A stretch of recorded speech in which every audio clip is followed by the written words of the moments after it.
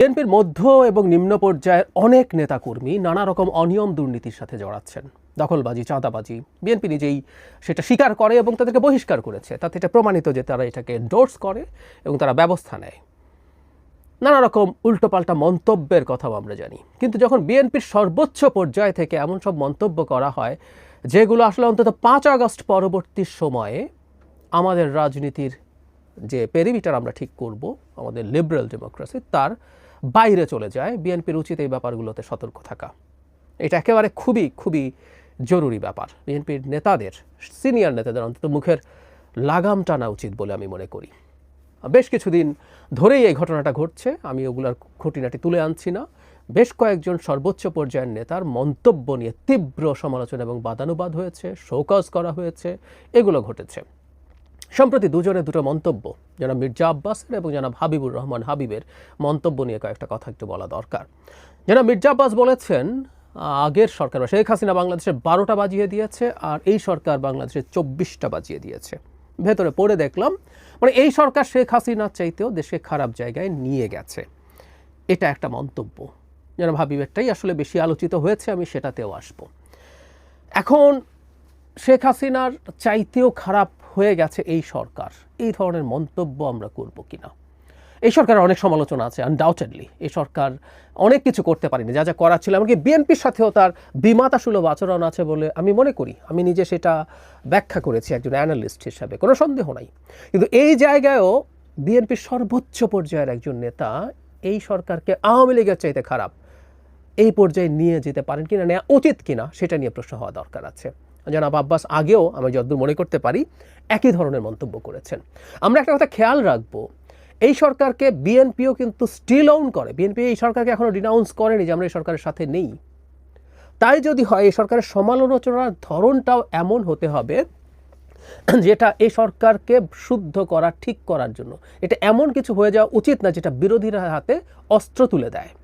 বাংলাদেশে শেখ হাসিনার সময় গুরুত্বপূর্ণ ভূমিকা পালন করা কিছু অ্যাক্টিভিস্ট আছেন, 5 আগস্টের পর থেকেই এমন সব সমালোচনা এমন ঢঙে, এমন টোনে করছেন যেটা আসলে আওয়ামী লীগের হাতে অস্ত্র তুলে দেয়।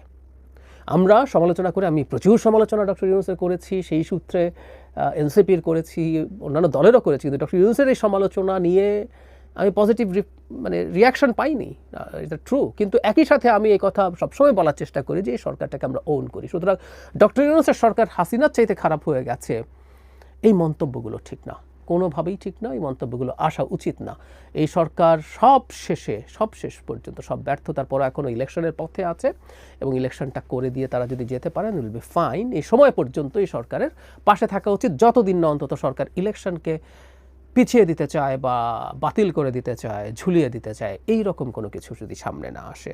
এই ধরনের মন্তব্য খুবই সিরিয়াসলি পরিত্যাজ্য বলে আমি মনে করি। যেন হাবিব ভাইয়ের সাথে দীর্ঘদিন টকশো করি, অত্যন্ত সজ্জন মানুষ এবং হাবিব ভাইয়ের ব্যাকগ্রাউন্ডও আমরা অনেকে জানি নিশ্চয়ই। 90-এর যে অভ্যুত্থান হয়েছিল তাতে ছাত্রদের যে জোট শেষ পর্যন্ত হয়, তাতে অত্যন্ত গুরুত্বপূর্ণ ভূমিকা তিনি পালন করেন। তিনি ছাত্র লীগের পক্ষ থেকে তখন ছিলেন সভাপতি বা সাধারণ সম্পাদক, আমি ভুল নিশ্চিত নই, দুটোর একটা ছিলেন তিনি। তারপর তিনি বিএনপির রাজনীতিতে আসেন এবং গণতন্ত্রের জন্য লড়াই করা মানুষ, এটা ফর শিওর।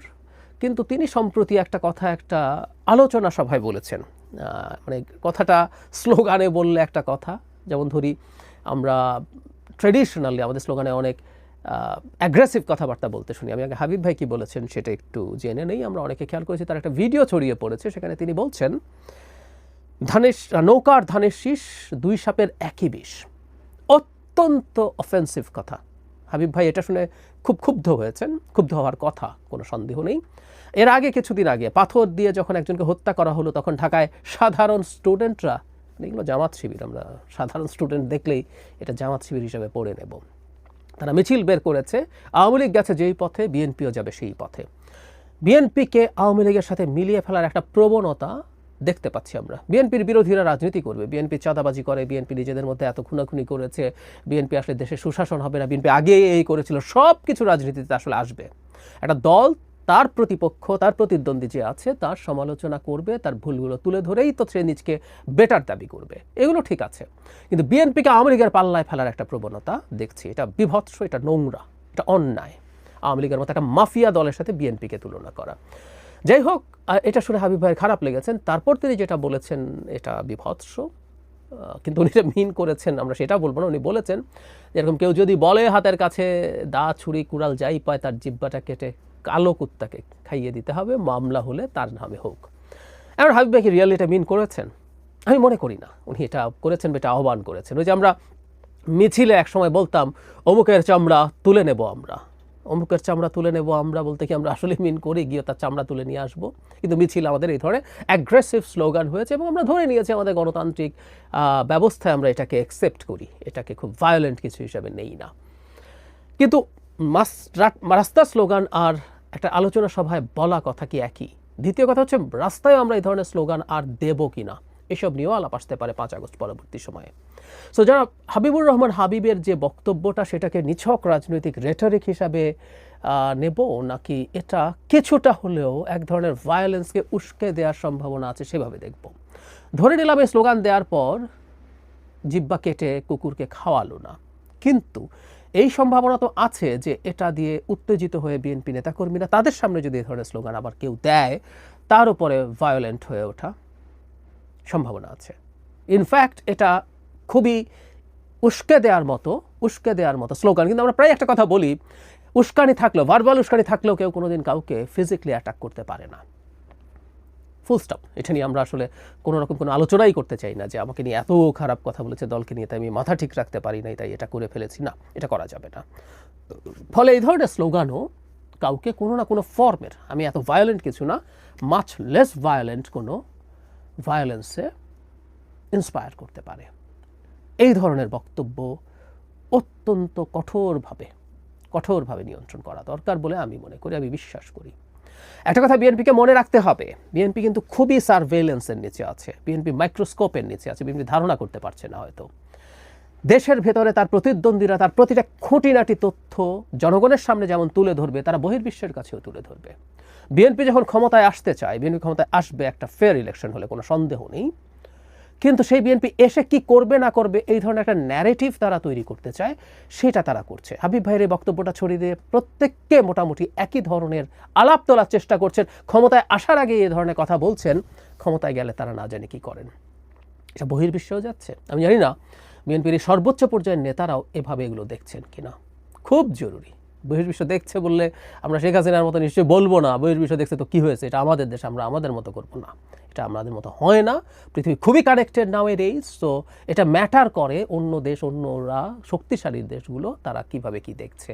সুতরাং বিএনপিকে খুবই সতর্ক হতে হবে সব বিবেচনা। আর যদি সেটা নাও হয়, আমরা বাংলাদেশে একটা নতুন রাজনীতির কথা বলছি, উনি এই বক্তব্যের সমালোচনা করা খুবই জরুরি ছিল এবং গণতান্ত্রিকভাবে যুক্তি দিয়ে, কেন বিএনপি এবং আওয়ামী লীগ একই না, কোনোভাবেই না, হতে পারে না, সেটা দিয়ে তার যুক্তি দিয়ে বোঝানো দরকার ছিল। তার বিপরীতে তিনি যে ধরনের বক্তব্য দিচ্ছেন, এটা রেটরিক্যালিও যদি দিয়ে থাকেন, এগুলো ঠিক হয় না। আমাদের বর্তমান বাংলাদেশের রাজনীতিতে এই ধরনের স্লোগান আমরা পরিত্যাজ্য মনে করি। এর আগেও যখন বিভিন্ন মিছিল থেকে, তথাকথিত সাধারণ ছাত্রদের মিছিল থেকে জনাব তারেক রহমানের বিরুদ্ধে বিভৎস নোংরা স্লোগান দেওয়া হয়েছিল, আমরা সেটারও খুব কঠোর প্রতিবাদ করেছি যে মিছিলেও এই ধরনের স্লোগান হতে পারে না, হওয়া উচিত না। প্রত্যেকটারই একটা সীমা আছে, সেগুলো দেয়া যাবে না।